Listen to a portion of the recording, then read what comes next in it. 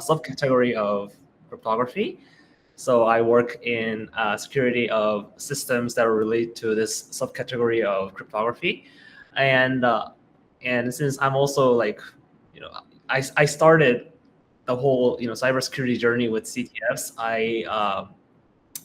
I'll try to like introduce like what I do with some CTF like examples, and I actually recently made a challenge, like a CTF challenge, a pretty good one, with the ideas that I gathered from my work. So I'll share that as well, and hopefully if so I designed my slides so that like it doesn't go way too deep into the heavy math stuff too much, but once I finish with the like the slides that I prepared, depending on what the listeners want, I could either go more deep into the mathematical stuff, or I could just talk about like career stuff, like my experiences regarding how I started CTFs and somehow became a security auditor / researcher. So yeah, it all depends on what you all want. So anyways.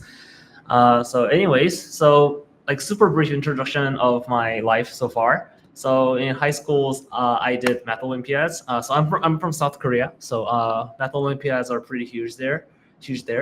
And then in university, I also did some competitive programming. So like ICPC competitions and stuff like that. And then I like started to learn cryptography in UNIV. In my second year, and then I liked it so much, and I had some friends who already did CTFs, so they convinced me to like try out CTFs, and I ended up joining this very nice team called SuperGuesser. We got third place overall in rankings in 2021, although we don't play that much these days. And then after some stuff, some weird happenings with my life, I ended up somehow working at a smart contract related security job, starting at like 2022. And then after a while, I realized that I really like cryptography, and I wanted to work something that's both like blockchain related, but also more cryptography than anything else. And it turned out that the intersection between blockchain and cryptography is ZKP, this thing called ZKP. So I somehow ended up working in this subfield, and I started doing this in like 1 year ago, like about April 2023, and then up until this point, and probably for a couple more years at least, I'll keep working in this field probably.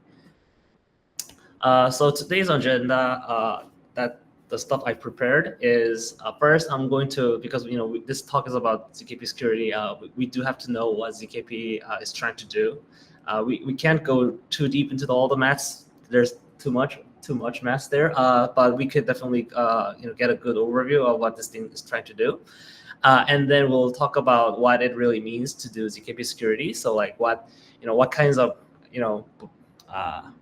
what kind of feeling is like ZKP security work is. And then I would like to like briefly talk about how my CTF or competitive programming, even competitive programming experiences carry over to my work in ZKP security. So I really do think that my prior experiences regarding these types of competitive environments really helps me both develop my career and also to actually perform the work that I have to do in my workplace. So I'll be talking about that, and to really get a feel of what kinds of bugs I'm like trying to find. I'll show you some example vulnerabilities. Some will be more of a practice, more of a like demonstration like bugs, but some I'll show you one of my favorite bugs that I found. That was also one of my like clients' favorite bug that I found. So I'll explain that, and then I'll briefly showcase my example CTF challenge. I won't spoil the solution. You can try it. It's everything is on my GitHub. The write-up is also public. It's from the Asia Cybersecurity Challenge 2024. This is a like qualifier round for the Asian representatives for the International Cybersecurity Challenge, which is like an intercontinental like competition. Yeah, so I was a representative in 2023. Now in 2024, I authored a challenge. So there's that. And if time allows, we could either go like more into the math, or I could showcase more ideas of bugs, or we could just do some other meta talks about like how hold the career related stuff. I guess last week I actually watched a serious talk last week on web, and he did talk a little bit about career related stuff. So if I have extra time and people want it, I can definitely talk about my experiences as well. So yeah, there's that as well. So zero knowledge proofs is basically it has a reputation of having a really overly fancy name, because like it says like zero knowledge proofs, and like zero knowledge is like a keyword that sounds way too like very cool, and everybody wants to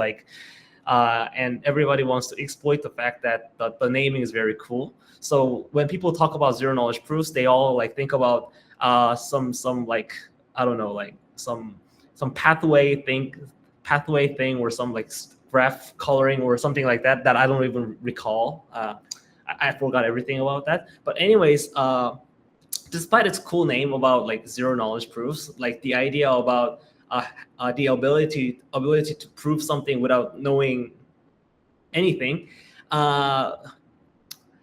it actually, in a more realistical or practical sense, it's really about like integrity more than anything else. So the idea behind the idea in a business term, or like in a product market fit kind of term, what zero knowledge proofs is trying to do is something of the following situation.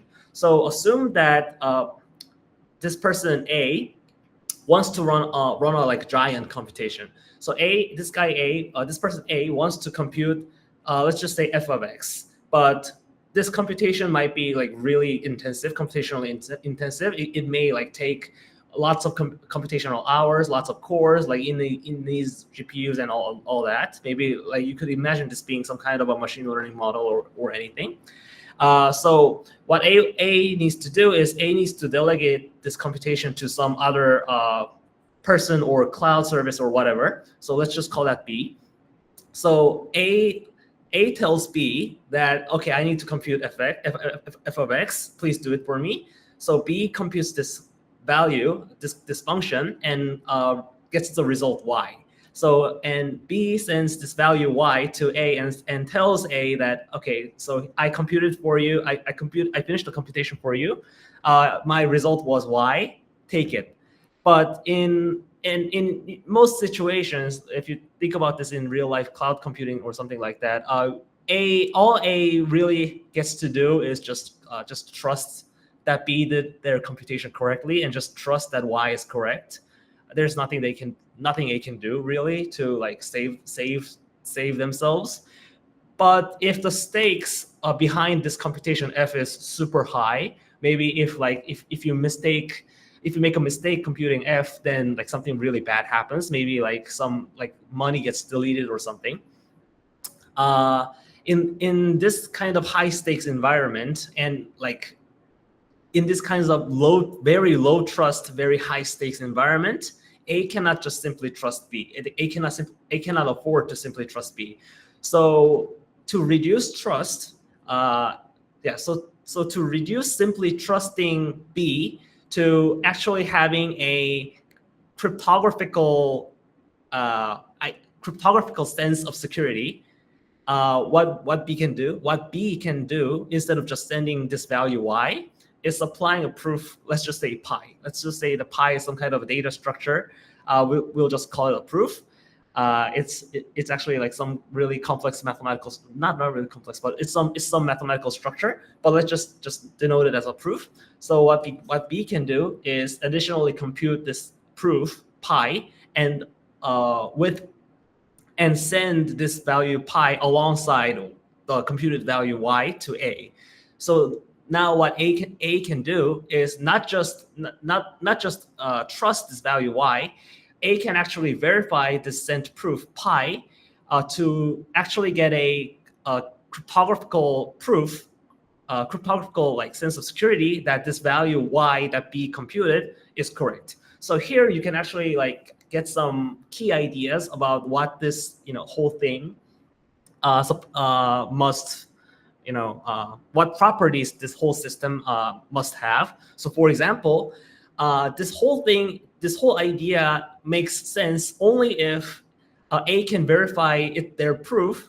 A can verify the proof pi much faster and much easier than A having to just do the computation f of x by themselves, right? In that case, it makes no sense to do this whole verify proof thingy, because A can just recompute f by themselves, right?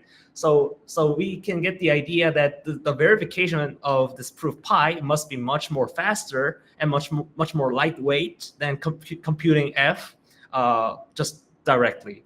Also, now that B also has to compute a proof pi instead of just sending this computed value y and just being done with it, it's very important that this computation of pi doesn't take too long, because if computing pi takes 1,000,000 years, nobody's gonna use it.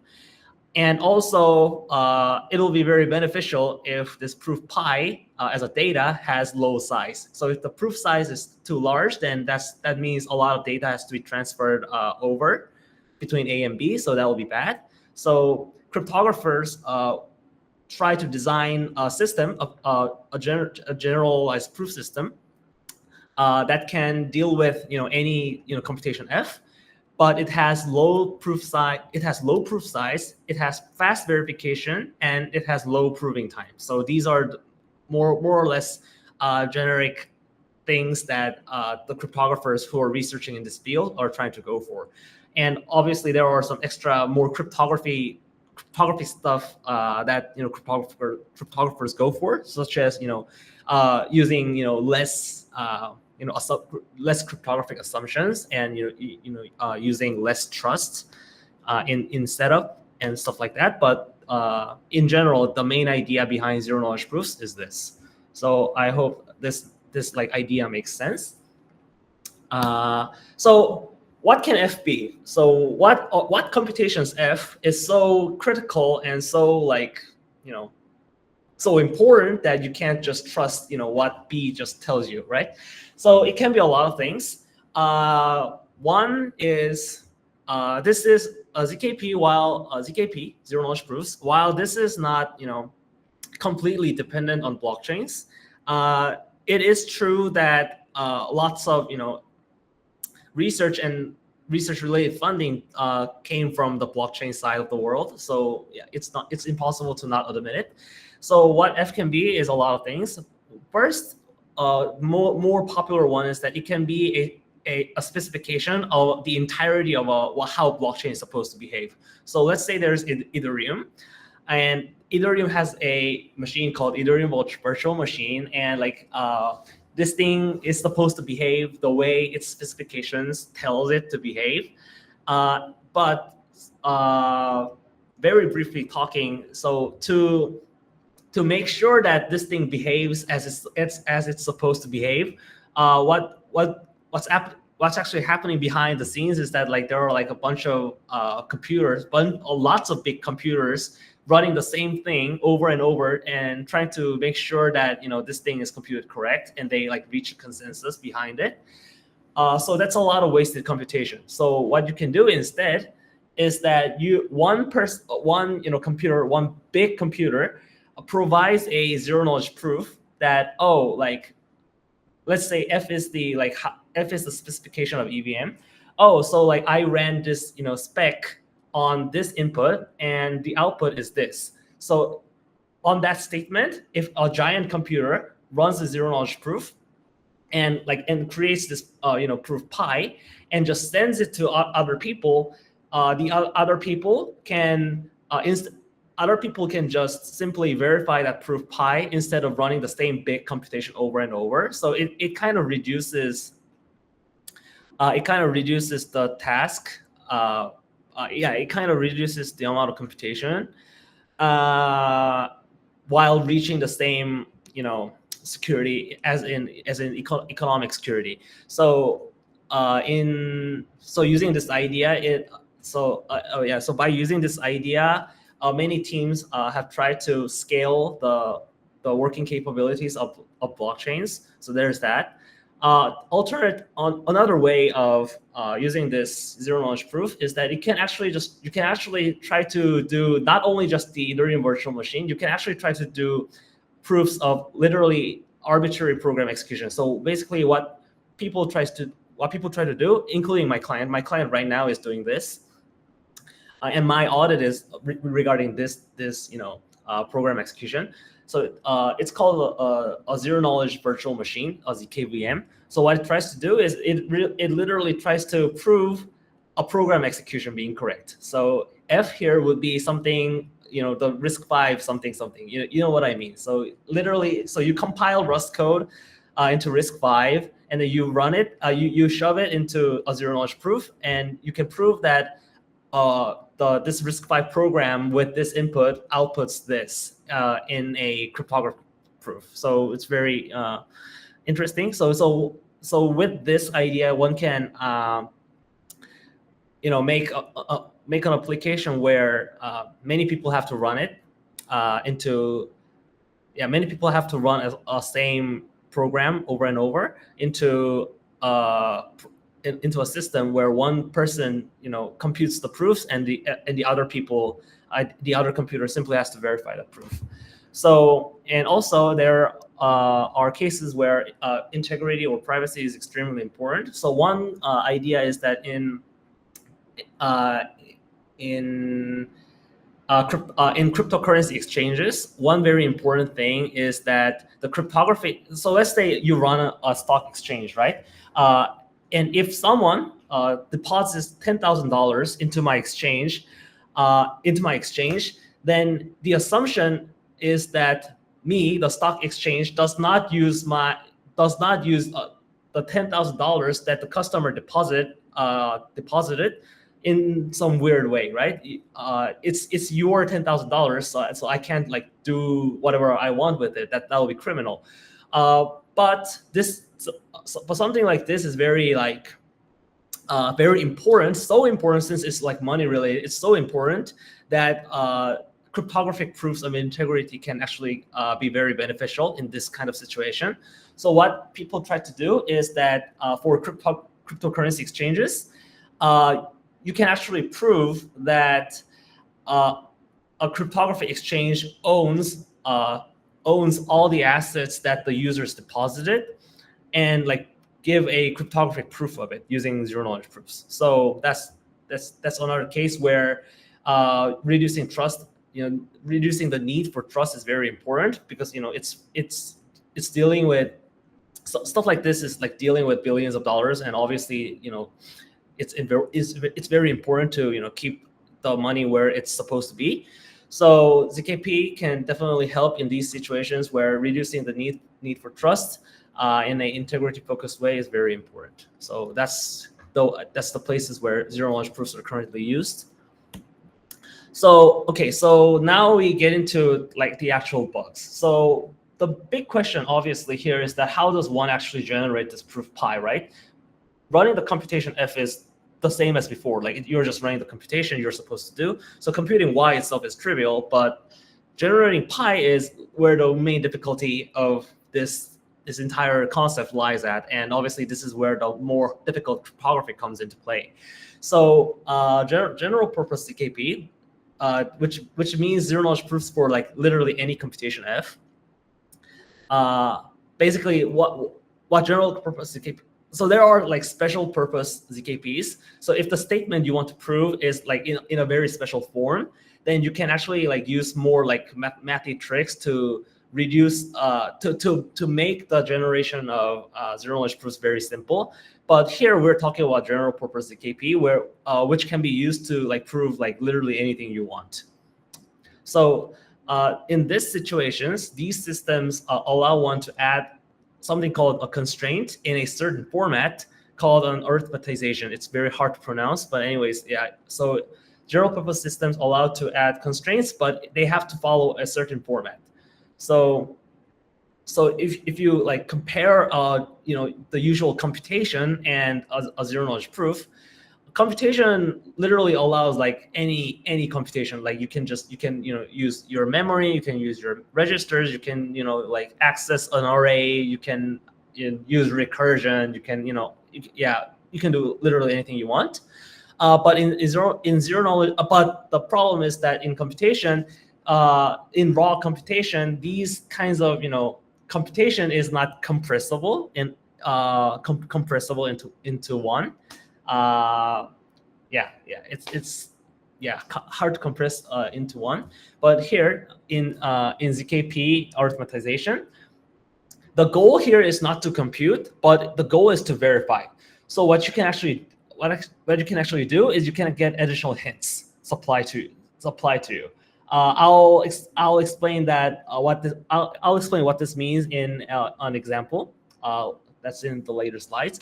But however, the constraints that you add must be in a certain format, and this format allows these constraints to be compressed into like a very simple check. This is done by Lagrange interpolation and polynomial commitments, but this is a little bit too hard, so I'm just gonna skip it. So so for example, let's say you're computing a remainder, right? So how do you approach the statement that A modulo B is R? So in computation, you just like, this doesn't make any sense. Like you just directly compute A modulo B and just check that it's R, right? But in ZKPs, what you can actually do is that since modulos take a lot of computation, right? You actually have to do a division, and it's painful. Obviously, division is more difficult than I mean, not really, but division intuitively is difficult. So we skip that. We actually skip the division part. So what we can actually do is you get the quotient Q as a hint. You just get it supplied from the prover. Yeah, you just tell the prover to give me Q as a hint. So just additionally supply to me. So, and the verifier checks that A is equal to Q times B plus R, and that R is between 0 and B. So with these two statements, the verifier can check that A divided by B, when you divide A by B, the remainder will be R. So checking these two statements will be sufficient. These two statements will be sufficient to verify everything. So like this is the kind of a difference between computation and zero knowledge proofs. Although as we'll see below, checking this is actually pretty hard in zero knowledge proofs, and I'll explain why now. So the most popular this thing called arithmetization that is being used currently is this thing called Plonkish. So this was devised in like, I don't know, 2020, I think. I don't know. It's pretty late. It's pretty like recent developments. Let me just check real quick. 2019. Okay, yeah. So it's very recent. But anyways, the main the main stuff about this arithmetization is that you are placing all your values inside this rectangular table. It's not that intuitive at first glance, I know, but anyways, you're placing all your entries in a rectangular table, and all your entries are not integers but field elements. So it's an FP.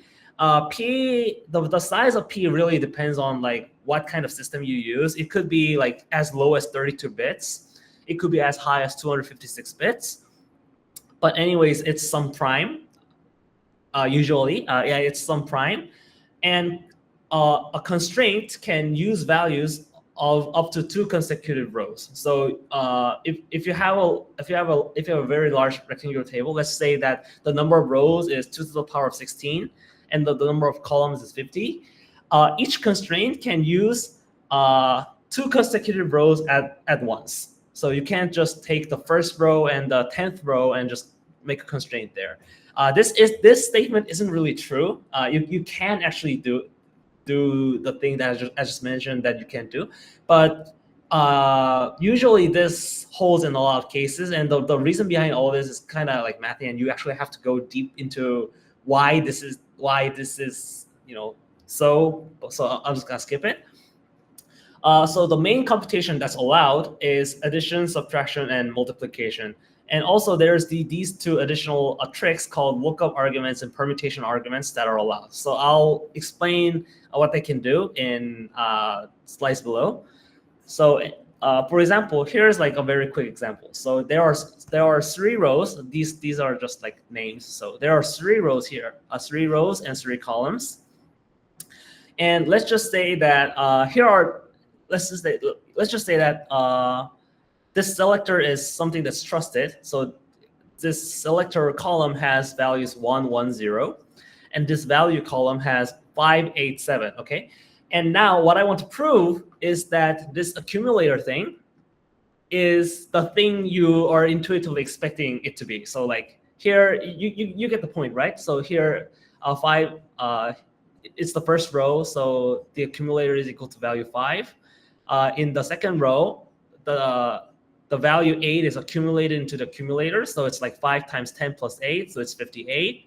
And now it's 7 is being accumulated, so the value here is 587. So let's just say that we have a table like this, and now I want to add a constraint. I want to add constraints here that this accumulator column is correctly computed. So here's one idea of such constraint. Here, this value cell is the value at this selector column. Here, AQ is the value of this accumulator column, and val is the value of this value column. And also, you notice that I have this thing called prime here, right? This prime is to signal that I'm looking at the next row instead of the current row. So for example, this constraint here implies that, let's look at the first row. Here in the first row, the selector value is 1, right? So selector is 1. 10 times accumulator is 5. Accumulator is 5 here. So 10 times accumulator is 50. And value prime is the value of the next row, value column's next row, right? Okay. Value prime is the value of the next row, right? So it's 8, and accumulator prime is the next row's accumulator, which is 58. So here, this statement actually checks that 1 times, open the parentheses, 10 times 5 plus 8 is equal to 58. And similarly, looking at the next row, here selector is also 1. Now the accumulator is 58. So 10 times 58 plus the next row's value, which is 7, is minus the next row's accumulator, 587, is 0, which is true because 58 times 10 plus 7 is equal to 587. And on the final row, we see that the selector value is already 0. So because this value is already 0, the selector value is already 0. This entire expression is already 0, regardless of whatever happens between this accumulator and value thing. So it seems like we're done here, but actually there's a missing piece. And finding this missing piece is something that I do for work. And this is actually a common mistake that a lot of developers make in doing ZKPs, So here, what ZKP developers actually need to do is they have to write this kind of code, this kind of logic into their code.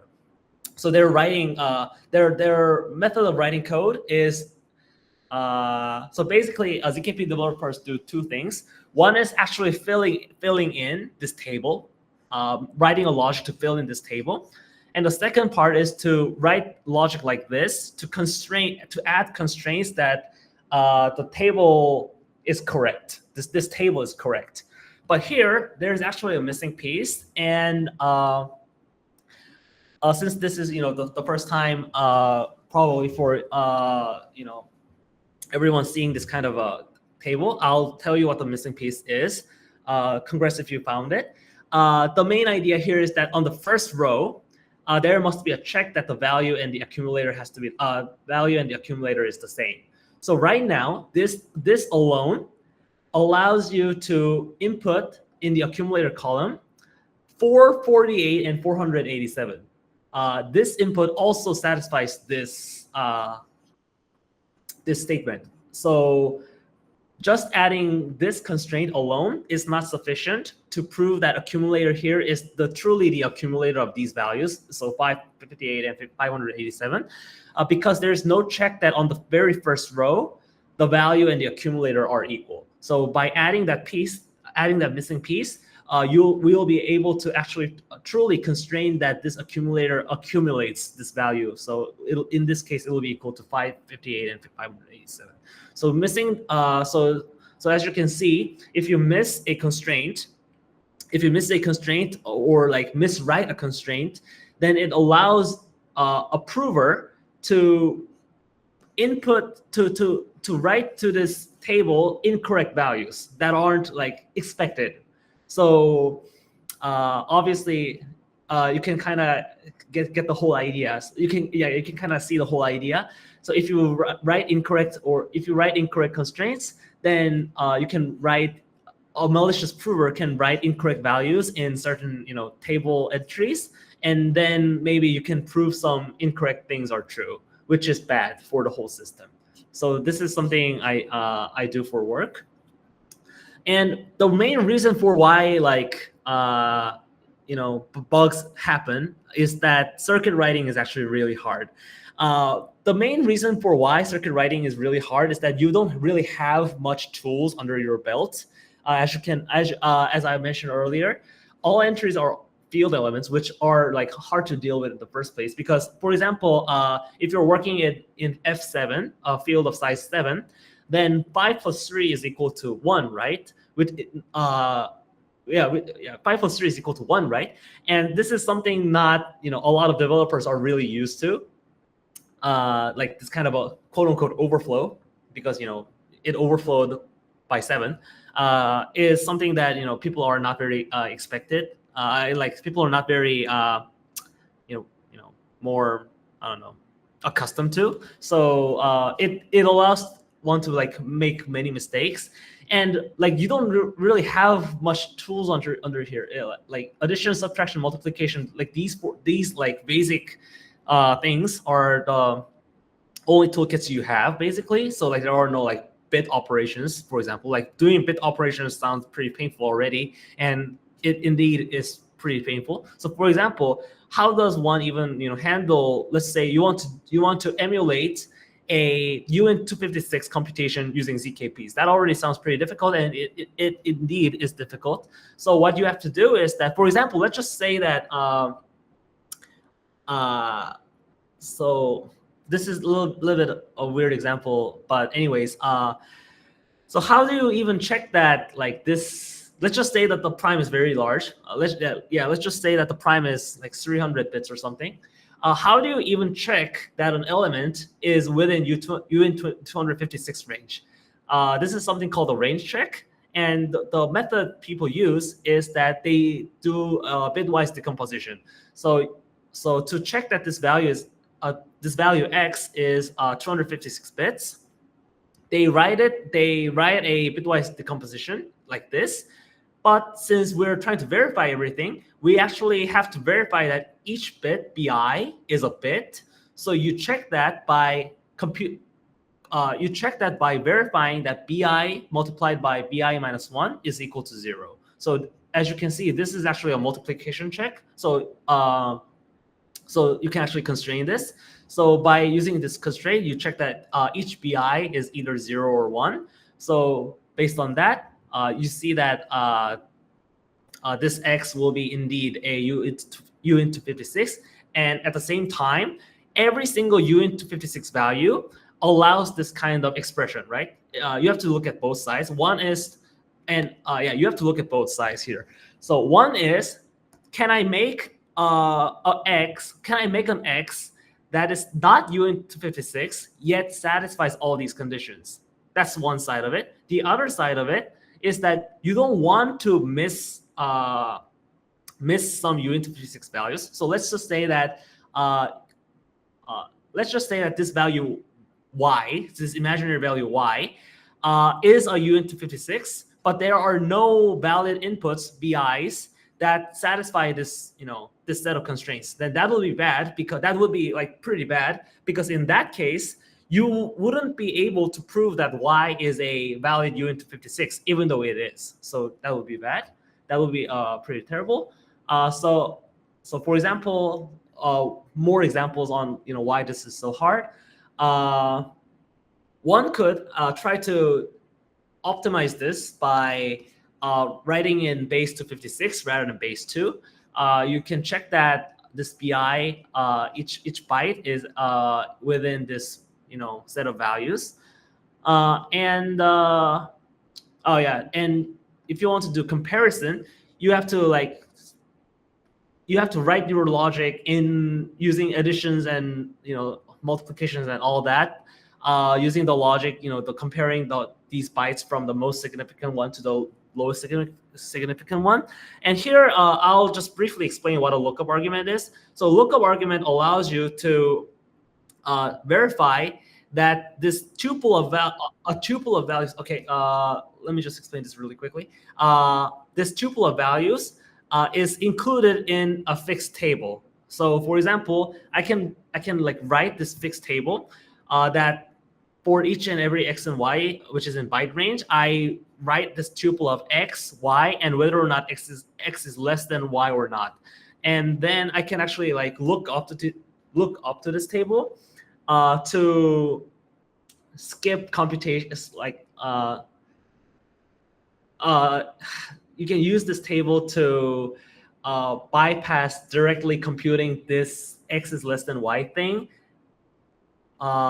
Rather, you can just like look up to this table and just let this lookup argument handle all the proof. So it's a weird trick, but it's a very important one, because it allows you to generate proofs in a much more efficient way. So there's that. So there are lots of weird tricks that are available to you, and like making one mistake allows like a malicious prover to prove incorrect things. So it's pretty rough. Okay, so I can take questions right now. Yeah. You mentioned a few minutes earlier that in Wint 256 it is more efficient than in base 2. Mm-hmm. Can you explain me why, please? Okay. So this is something that is about the cost model of ZKPs. So intuitively, I guess the intuition here is that I guess for more like modern systems, it may actually not be the case, but I'll just explain why really quick. Yeah, at least for Plonkish why really quick. So here in base 2, you see that we have to supply. So these BI values, right? These BI values are like something that we actually, these are like additional.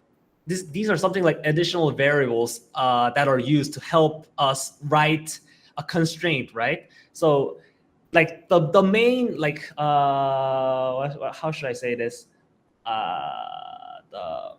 The main character of this constraint is x, right? You want to prove that x is a valid UVT-56, but in order to do so, because our our system is limited as too much, we had to bring out 256 additional values of BI, right? And these are all going to columns. So BI here is a column. So to handle this thing, we actually need 256 additional columns just to do this. But here, you actually have 32. So you have less columns in this way. And for each column, the more columns you have, the more proof generation time it takes in general. So because this base 256 idea has a smaller number of additional like hint values, BIs, it'll lead to like smaller proof size and all that. At least in the and at least in the simplest form. Yeah, I hope that answered your question. Yeah. Okay, So there are and like less number of variables in a most simplest explanation. Yeah. then why the formula it's different? Hmm? Why the formula Oh, is different? this is because this expression is in base 256. Okay. Yeah, this is base 2. This is base 256. Okay, now makes sense. Yeah, so this is like a 32-byte decomposition of U into 56, and this is 256-bit decomposition. Okay. And yeah, and one of the most classic, one of the classic ideas that everybody learns.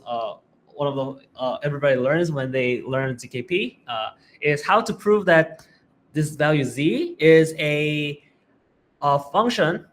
Is this function where if x is equal to y, then z is equal to 1, and if x is not equal to y, then z is 0. So yeah, z is 1 if and only if x is equal to y, z is 0 if x and y are different. So you get the idea. So how do you prove this? To do this, you add a hint called inv, and add these two constraints. Okay, this is actually 0, so this is a constraint. These two are constraints. So I'll explain you why this thing works. So for example, let's just say that x and y are different. Then here, x minus y would be non-zero. So to make this equation satisfy, z must be 0. So that concludes that concludes the first part. And if x is equal to y, then here, this value will be 0. So this thing will be 0, right? So 1 minus z will be 0. So z is equal to 1. So there's that. And additionally, so you can see that these two are sufficient to prove that this equation is true. Additionally, what you have to check is that when x and y are different and z is indeed 0, then there is a value of inv that there's a value of inv that makes this equation satisfy. And indeed, this is the case where this is the case because right now x and y are different and z is 0. So what you actually need is that x minus y times inv is equal to 1. And here x minus y is non-zero because we just assumed that this is the case where x and y are different. So inv, this value inv can be the modular inverse of x minus y, which is a non-zero value in the finite field FP. So we see that there's a value inv that makes this these two equations satisfy. So indeed, this circuit of two constraints is a good circuit that proves this statement. So this is a very clever idea that allows you to prove this kind of a pretty scary looking statement to prove in ZKP. So this is a very, very classic idea that is used almost everywhere in ZKP systems. So you can see that this addition of addition of hints is very critical. Like if you try to compute this using addition and multiplication raw without using any hints, that would be pretty painful. But using this nice hint called inv, you can actually make this work. So a zero knowledge proof has to satisfy three things. This is also a cryptographic definition. But we'll skip the third thing, which is weird because this thing is called zero knowledge proofs, and the property we're skipping is zero knowledge. So it makes no sense. But in reality, this doesn't really. In reality, in a lot of applications, this isn't actually needed. Of course, in some applications, this is very important, especially the privacy-focused ones. But anyways, the first two things are very important.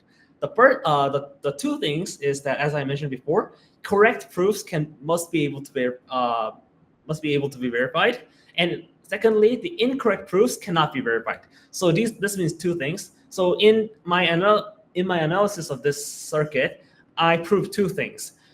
One is that for some inputs x and y, if I don't write z as this value, then I cannot make this circuit satisfy. That's one thing. That's called soundness. So I can't try to write incorrect inputs and make this two constraints satisfy. So that's called soundness. The other thing is that if I do have a correct statement, then I should be able to make the circuit verify. So that's the whole reason why the existence of inv that makes this statement correct is so important. So let's just say that as I mentioned before, like if there are some input cases x and y and z such that this statement is true, but there does not exist any inv that makes these two things satisfy, then it's a problem because you have a correct statement, but you cannot generate a correct proof for it. So that would be a completeness issue, something like that. So these two properties are what you're checking when you're doing a ZKP security stuff. Of course, there are like other like types of bugs probably, but when you're doing a circuit audit, when you're doing an audit of constraints, these two are what you're pretty much doing. So as I mentioned before, the proof generation starts with a statement that you want to prove, and then you fill in the quote unquote witnesses into this rectangular board, and then you use the magical cryptography library to generate a proof. Of course, in some very fun cases, there are cases where the audit, the security, review target is this cryptography library, which makes the audit much more interesting and much more difficult and much more math heavy. I've done this like once. It's pretty fun. But anyways, this part and the constraints part, these two parts are in most cases what you're doing when you're auditing a ZKP related project. So so some examples. Okay, so quick examples. So an idea would be that a vulnerability example would be that the circuit doesn't satisfy these three main properties. This could happen in two ways. One is that let's just say one is that what you're trying to do, like like what you're trying to prove, but in the process of translating that, in the process of digesting that kind of statement into a ZKP-friendly constraint, you make a mistake because the intricacies of ZKP are pretty complex. That's one way to make a mistake. The second way to make a mistake is that you don't really know what you're proving. So for example, let's just say that you are verifying a ECDSA signature or like EDDSA signature, whatever. You're doing let's just say that you are doing a EDDSA signature verification and you're doing it in ZKP. EDDSA verification is not actually a very easy thing to do. Like it has like it's pretty deep stuff. So what could happen is that the implementer of this EDDSA verification in ZKP doesn't know like what you have to do to verify EDDSA signatures per like the RFC and stuff like that. So they don't add a constraint that should be in simply because they don't know how to do EDDSA verification. So both things are possible. So this is why I always tell people that you actually have to know what you're proving to do ZKP stuff. Alternative way for a bug to happen is that the witness generation logic, which is the whole procedure of writing the values inside this rectangular board, is flawed. So the prover in this case, the prover can throw when it's supposed to generate correct proofs. And also another way of a bug happening is that the cryptography library itself has a flaw. So there are many cases, many different ways that a bug can happen. So here, so quickly, let's just say let me explain how like my CTF and computer program experience carried over. We're already an hour in, so let me just go over by this pretty fast. So like the CTF ones are pretty like self-explanatory because like this is really just cryptography stuff, and obviously in CTFs you solve cryptography challenges. You look at incorrect implementations of cryptographic code. So you get the sense of looking at a code and reviewing it in a adversarial mindset. So it obviously all carries over. But really, competitive programming, more than in competitive programming, in this aspect of cybersecurity helps a lot. Like especially in this aspect of cybersecurity, it really helps a lot because in this area of cybersecurity, most bugs are logic bugs, really. Like as I mentioned here, like these are all logic bugs, really. Like maybe I'm like biased because I only know cryptography. I have no idea how to do binary hacking and stuff like that. But like these bugs are all like really logical stuff. Like yeah, quote unquote logic bugs, and like it's like a if you ever had did a code versus competition, this is like same as code versus hacks. Like in code versus, there's a system called hack where if a contestant submitted a incorrect solution and somehow got and somehow the judge called it correct, then you can actually provide a input that makes the program fail. Program output an incorrect answer. So it's like a hack, and like so code versus hacks and ZKP bug finding are both finding logic bugs in a code. So so the experience really carries over.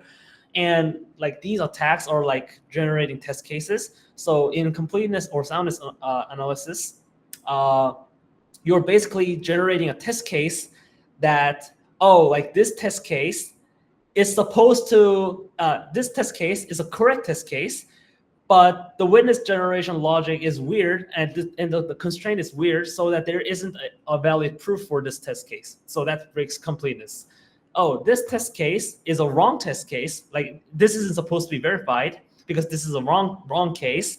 But this constraint system that the developers cooked up misses some checks, so that this incorrect input actually verifies. So this is a soundness vulnerability or something like that. So it's very similar to test case generation. And and also finally, some algorithms from competitive programming that are very popular, like FFTs, are very commonly used in ZKPs. So I did also carry some of my theoretical knowledge over to my workplace, so that's very nice.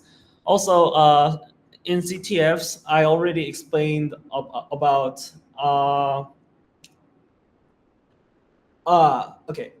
In CTFs, I already explained about the skill and experience carrying over.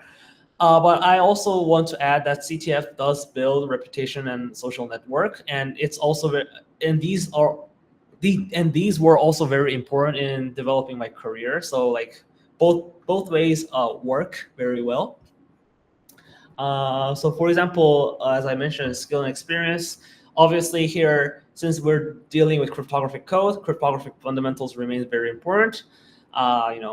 You get the idea, you get the experience of thinking adversarially while looking at a code, and obviously the attack ideas and the mentalities from CTFs do end up working out a lot even in practice. So that's pretty nice. And reputation wise, even though it's unrelated to ZKP and it's more of a blockchain kind of contest, there's this competition called Paradigm CTF, which is very highly regarded in blockchain, and placing very high in this kind of competition does lead to building of your reputation, which is very nice, because in this area of cybersecurity, I mean, it's probably common for like all areas of cybersecurity, but this area is pretty reputation based. So building reputation is pretty important. And also there are lots of blockchain security firms that are affiliated with CTF teams. So there's like Odorsec and Zelig are all kind of affiliated with top tier CTF teams. And in fact, Perfect Blue, which is like the number one team for a couple of years, not sure about this year, but a couple of years ago they were the number one team. They actually helped me to do my first audit in ZKP. They have a company called Zelig, and Zelig and myself have been collaborating for about a year now. So it's kind of interesting that Perfect Blue, this CTF team, knew me because we play CTFs together, and they end up founding a company in blockchain security, and then because they know my cryptography skills, because we played CTFs together, they were actually kind of enough to trust me to work on some clients together with them. So it's been very nice. I've been very fortunate. So CTFs indeed do carry over in the reputation social network kind of way. So it goes both ways, which is pretty nice. Okay, so some ideas about vulnerabilities. I'll try. I'll try to make this quick. One vulnerability idea is that you just make a mistake in constraints. So, for example, we recall the remainder example where one should check that. Let's just ignore the fact that these aren't that trivial to check. Let's just think of it as a concept. In the remainder case, you should check that A is equal to B times quotient plus remainder, and I actually miswrote this. These two are swapped. I'm sorry. I might have been a bit sleepy when I'm writing this thing. But anyways, yeah. Here one should check that A is equal to B times Q plus R, and the remainder is between 0 and B. But if one checked this thing correctly, but allow this part is different than what it's supposed to be, and then if I wrote my constraints like this, ignore the B and R being swapped. If I wrote my constraints like this, then it would additionally allow the case where R and B are equal. So for example, this would allow one to say that 6 divided by 2, the remainder is equal to 2, which is incorrect. The remainder is 0. So there's something like that. So you could just make a mistake in constraints. Mistake in designing your constraints, then it will allow incorrect values to be proved, which is bad. And also there are some weird ideas in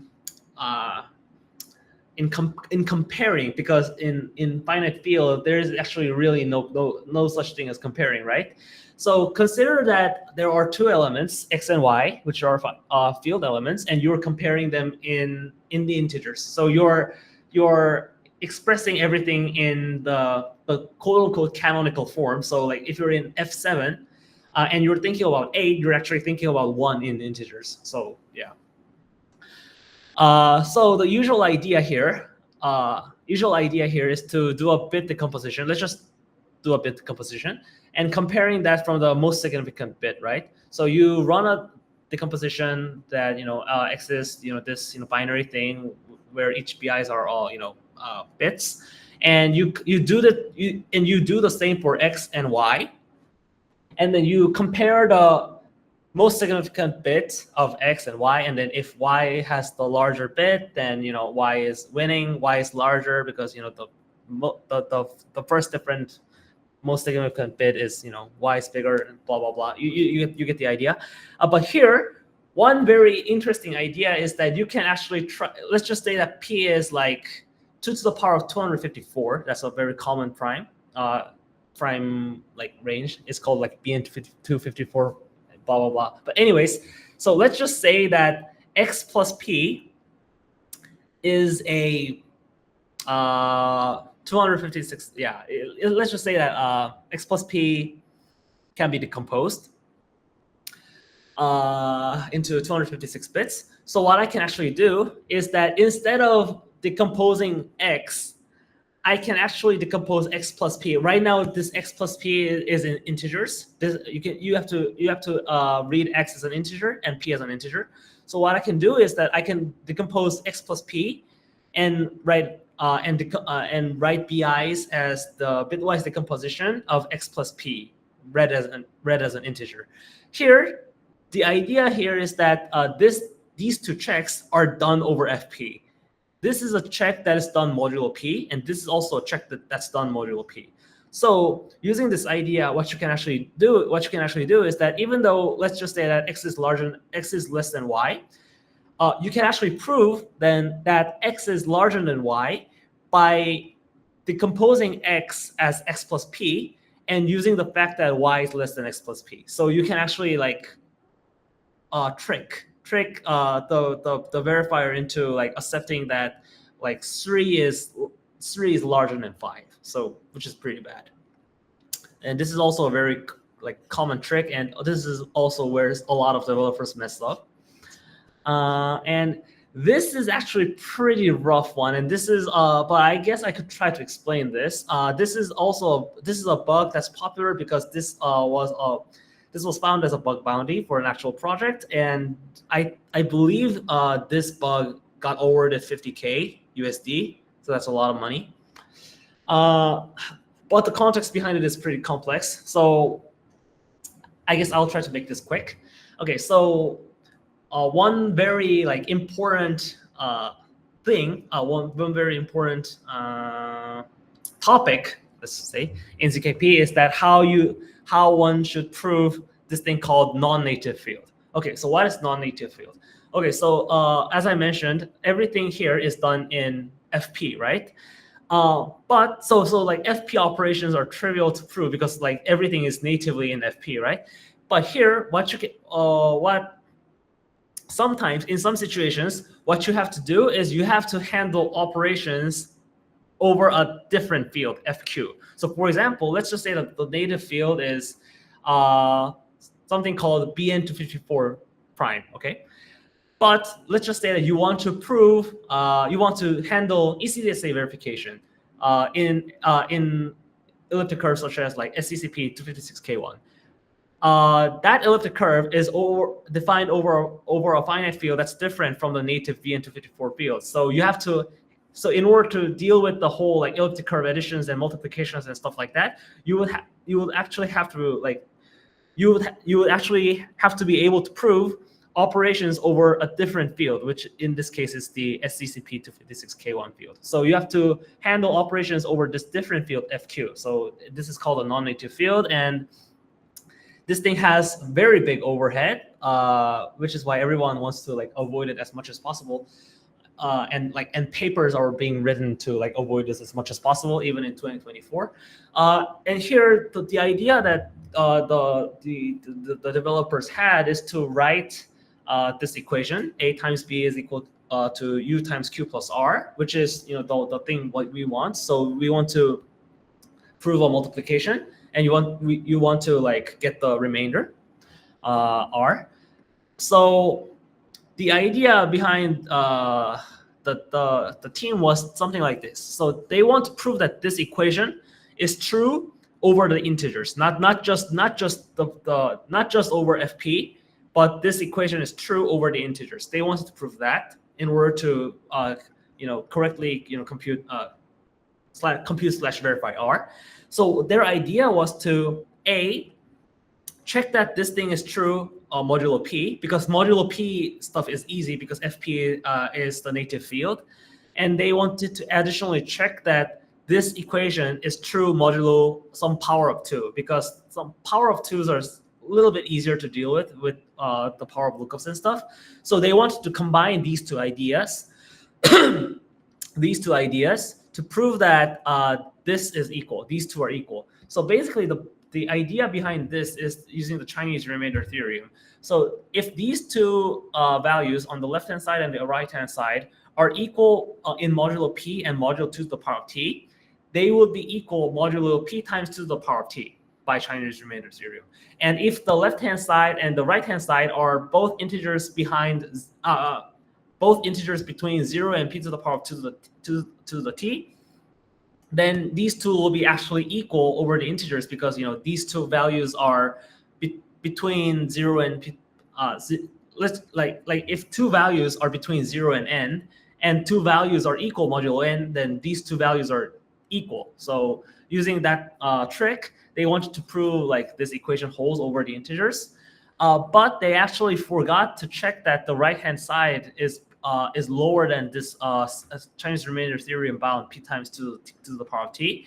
So because this check was actually missing, you could actually prove like incorrect values to be the remainder in this FQ arithmetic.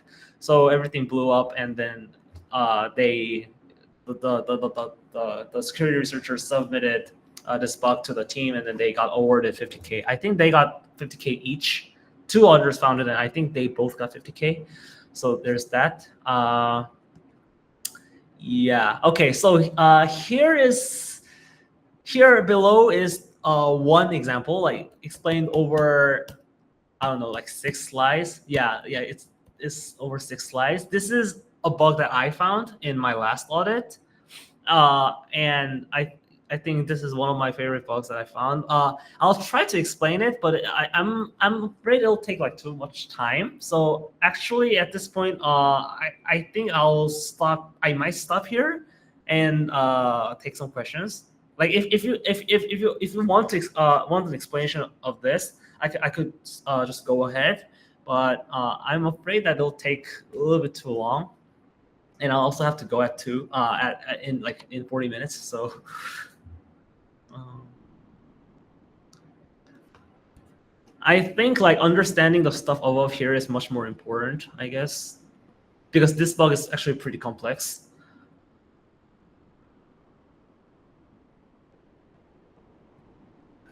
So there are not many questions. Maybe we can just answer that one, and then we can just do this example and wrap it at 30. Okay. Okay, so can hint be sometimes too revealing that it leads to compromising the proof scheme? In some cases, yes. So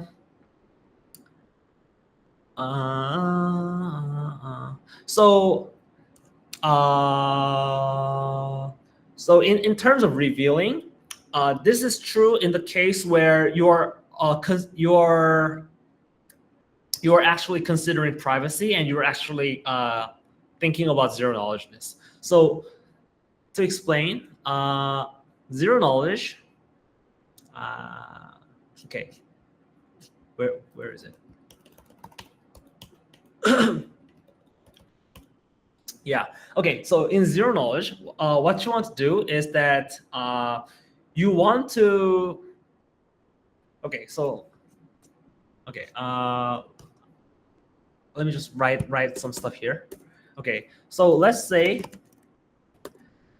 Answer. Okay. Let's say that you have a hash value called v, and you want to prove that you know a pre-image, right? So such that h input is equal to v. So you want to prove this, and only prove that only prove the fact that you know it. So you don't want to reveal the input itself. So this is possible, actually possible using zero knowledge proofs. But if you like write your constraints in a way that the raw input is actually revealed to the public, then you would lose your privacy regarding the mystery input. So this would be bad. In this situation. This example does look really weird. Because it's so trivial. But if you are designing more complex systems, it becomes confusing to determine which values should be public and which values shouldn't be. So mistakes can be made. Yeah. So, and if you're only concerned about completeness and soundness, there is no such thing as like hint being too revealing. It's fine. As long as you can't prove like incorrect statements, it's fine. Yeah. And proof of location system. Proof of location system. Actually, I have no clue about it. I have no clue. Unfortunately, sorry about that.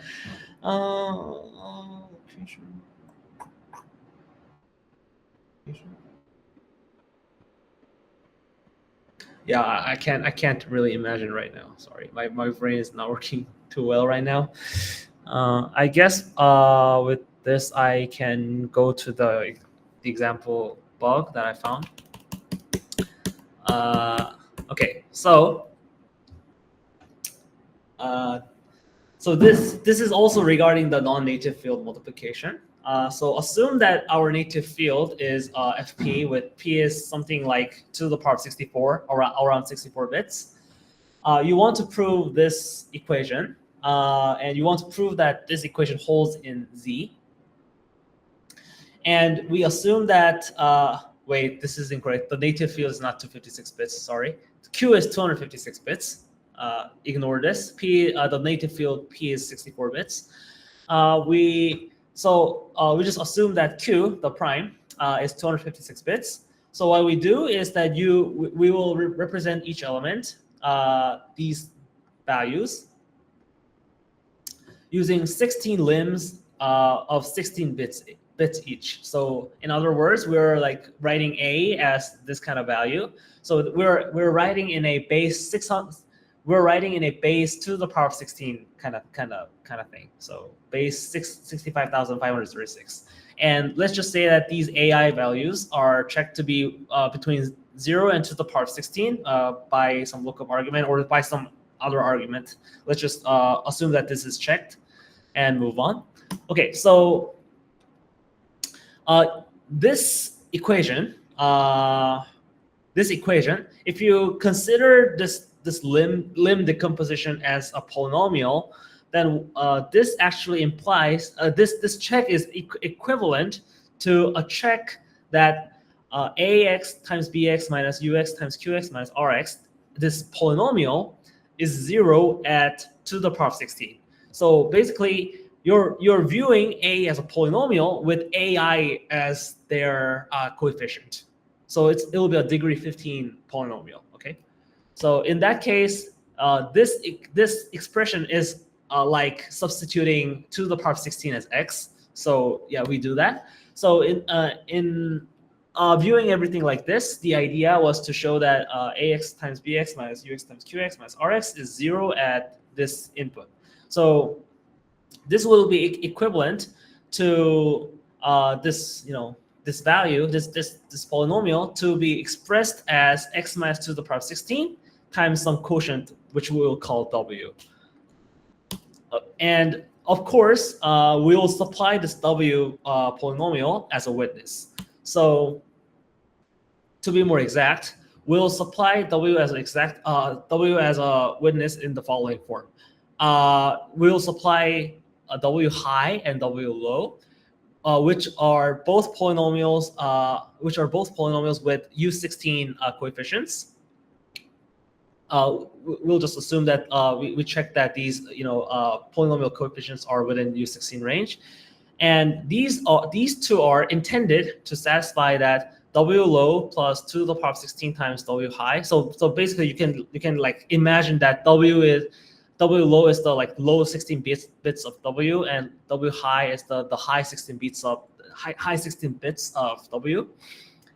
So this value is equal to the actual quotient plus 2 to the power of 20 times this additional polynomial. We note that this thing is a degree 30. This thing is degree 30. So w will be degree 29. Note that a and b and u and q are degree 15. So w will be actually degree 29. So okay. So we supply w low and w high as a witness. They are intended to satisfy this thing. And now one can prove that checking this polynomial equation holds over FP. So you're checking the coefficients in FP.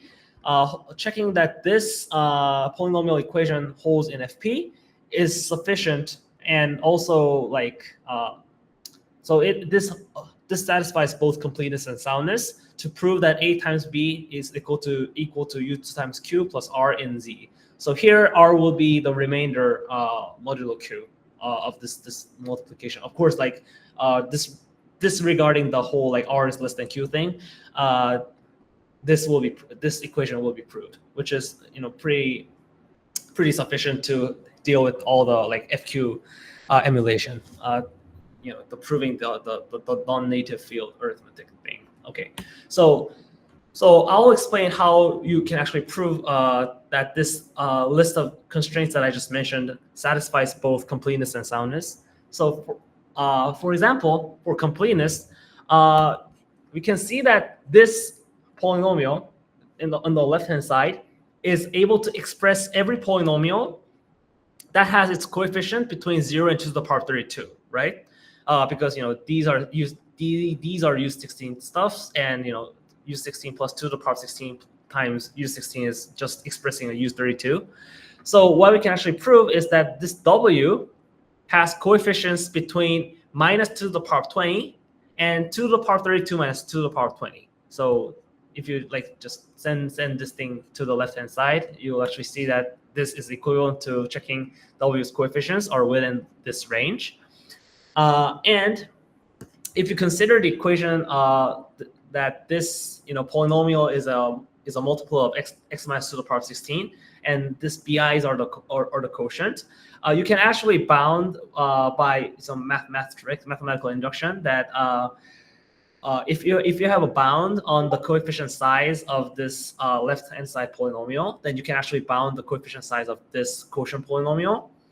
And so right now, since our goal is to bound W's coefficients, which is the quotient, you can actually bound the quotient's coefficient size by examining the bounds of the coefficients in the dividends coefficients. So we check the maximum absolute value possible of this expression. And since every single coefficient in A, B, U, Q, R are U16s, and these are degree 15 polynomials, one can actually prove that the maximum absolute value of coefficient we can obtain is is this expression. Basically, you just like you can work it out, and you get this value. And using this idea, you can prove that the W's maximum absolute value is less than 2 to the power 20, so it's within this range. So we can actually provide W value and the W low and W high value that satisfies all these constraints. So that's the proof of the completeness. And for the proof of soundness, we can prove that the polynomial identity, this polynomial identity, is not only true in FP, but it's also just true in Z over the integers. So that will be sufficient to prove that this equation is true, because now you can just plug in x equals 2 to the power 16 to recover this equation. And this check is done by bounding the coefficient size of left-hand side and right-hand side. So for example, for the left-hand side, we already know that the coefficients are bounded by this value, m. And also regarding the right-hand side, which is this x minus 2 to the power 16 multiplied by this thing, where W low and W high are both checked to be U16s, you can actually pretty easily prove that the maximum possible coefficient here is 2 to the power of 16 plus 1 multiplied by 2 to the power 32. Like, yeah, the maximum here and the maximum here, and like, because there's not much stuff you can do. So yeah, so you can prove this. And since the sum of the maximum coefficients of the left-hand side and the right-hand side is less than P, to be equal in FP, since like there are no differences larger than P, to be equal in FP, you have to actually be equal over the integers. So this proves that this polynomial equation is not only true in the finite field setting, it's actually true in the integer setting. So we're done. So in the end, this this whole like plan of emulating a finite field FQ is actually correct. Like it's perfect. Like it's complete. It's sound. It's perfect. But the bug here was that they actually tried to they actually needed something more for their eDSA related stuff. So they actually try to handle inner products, which is something like computing A0, B0 plus A1, B1 instead of just A times B. They try to do the same. They try to use the same idea to to prove that they computed this inner product correctly, modulo Q. This is actually if you look at the EDDSA formula, like the Edward curve summation formula, you can kind of see why they needed this kind of inner product.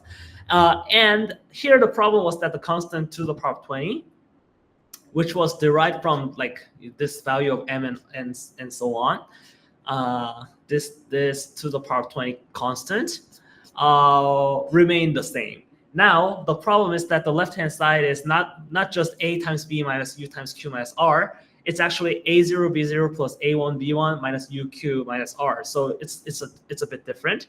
And now for the maximum coefficient on the left-hand side, you can actually expect a larger coefficient size because there are two products here. You can actually expect a more larger coefficient to pop up. And now we can actually see that this constant bound is not provable. Like the whole completeness proof that we ran over here doesn't actually apply because now we have more products and larger coefficient size. So one can expect to break completeness. So to break completeness, you need a coefficient. To break completeness, you need a large coefficient size to make the supplying of W low and W high impossible. So what I had to do was that I actually tried to create a case where ED25519 addition, which is supposed to work, is impossible to be proved under the incorrect circuit. So the inner product that is actually used in EDDSA addition formula is x0, x1 plus y0, y1, where x0, y0, and x1, y1 are valid points on the ED25519 curve. So what I tried to do was that I tried to use the two same points, so that we're just computing x0 squared plus y0 squared, and have that x0 squared have a very large coefficient when we're writing it in a polynomial form. So this can be actually done by having all 16 limbs very close to the power of 16.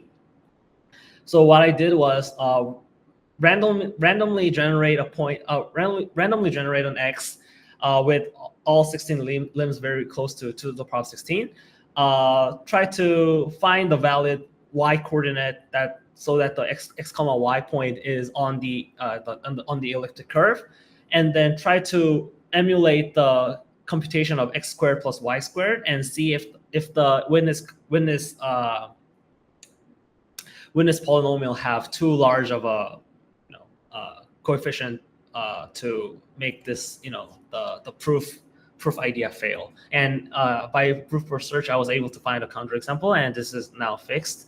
It's pretty nice idea. The fix is pretty simple. The fix is simply changing this constant to the power of 21. By changing this constant, you can actually run the same proof and we'll be done with it. So it's pretty nice. And I guess I'll finish with a I don't know, like I forgot the word. Advertisement. Sorry, yeah, my brain is not working. So this challenge was in ACSC 2024, and this was one of the hardest cryptography challenges. This was solved by 4 people, I believe, and like only the very strong cryptography players solved it. And this is composed of 2 subproblems, both inspired by real-world ZKP vulnerability. One is from the bug that I explained above, the 50K, the $50,000 US dollar bug in this, in this, and one is inspired by the same audit in which I found this bug. So it's a different bug from this, but it's from the same client and from the same same work.